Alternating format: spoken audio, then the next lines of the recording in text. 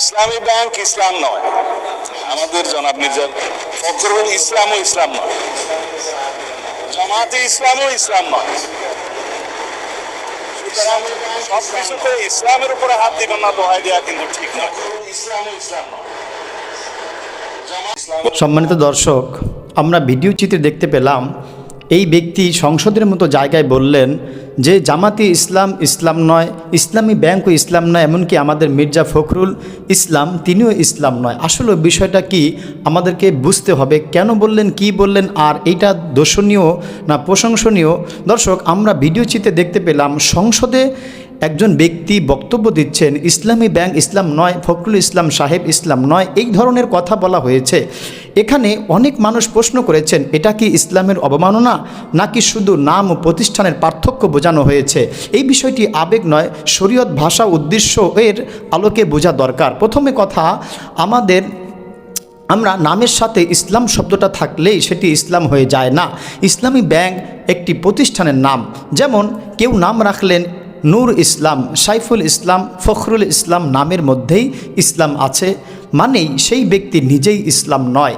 এই অর্থে যদি কেউ বলেন ইসলামী ব্যাংক ইসলাম নয়, এটি একটি ব্যাংক প্রতিষ্ঠান, তাহলে বাক্যগতভাবে এতে নিজে ইসলামের অবমাননা প্রমাণ হয় না।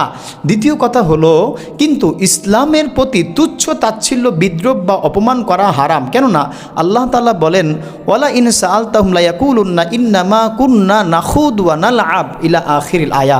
আল্লাহ তাআলা বলছেন তুমি জিজ্ঞেস করলে তারা বলবে আমরা তো শুধু হাসি তামাশা করেছিলাম। বলুন তোমরা কি আল্লাহ তার আয়াত ও তার রাসূলকে নিয়ে ঠাট্টা বিদ্রুপ করছো?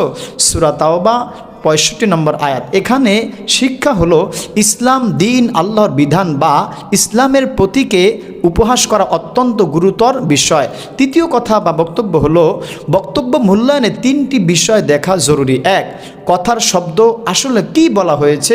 দুই, উদ্দেশ্য, প্রতিষ্ঠান বোঝানো হয়েছে নাকি ইসলামকে আঘাত করা হয়েছে। তিন, প্রেক্ষাপট, রাজনৈতিক সমালোচনা, অর্থনৈতিক সমালোচনা নাকি ধর্মবিদ্বেষ। আমাদের করণীয় কি? পুরো বক্তব্য শুনে বিচার করা, কেটে নেওয়া ভিডিও দেখে ফতোয়া না দেওয়া, ব্যক্তি ও ইসলামের পার্থক্য বোঝা, যদি কেউ সত্যি ইসলামকে অপমান করে যুক্তি ও শালীন ভাষায় প্রতিবাদ করা, অযথা কাউকে কাফির বা ইসলাম বিদ্বেষী ঘোষণা না করা।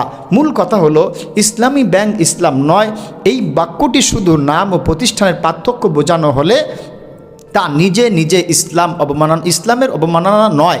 কিন্তু যদি উদ্দেশ্য হয় ইসলামকে হেয় করা, বিদ্রোহ করা বা মানুষের মনে ইসলামের প্রতি ঘৃণা সৃষ্টি করা, তাহলে তা গুরুতর নিন্দনীয় বিষয়। ইসলাম আমাদের শিখিয়েছে সত্য বলো, কিন্তু ন্যায় ও প্রমাণের সাথে। আর যদি তার এই বিষয়টি হয় ইসলামকে খাটো করা, কোনো দল জামাতে ইসলামকে খাটো করা, কোনো ব্যক্তিকে অসম্মান করা, তাহলে আদৌ তার এটি ঠিক হয়নি। দর্শক, আপনারা অবশ্যই কমেন্টে জানাবেন এই ব্যক্তির কথাটা কতটুকু যথাযথ হয়েছে। আল্লাহ তাআলা আমাদের সকলকে সঠিক কথা বোঝা এবং আমল করার তৌফিক দান করেন। আমিন ইয়া রাব্বাল আলামিন।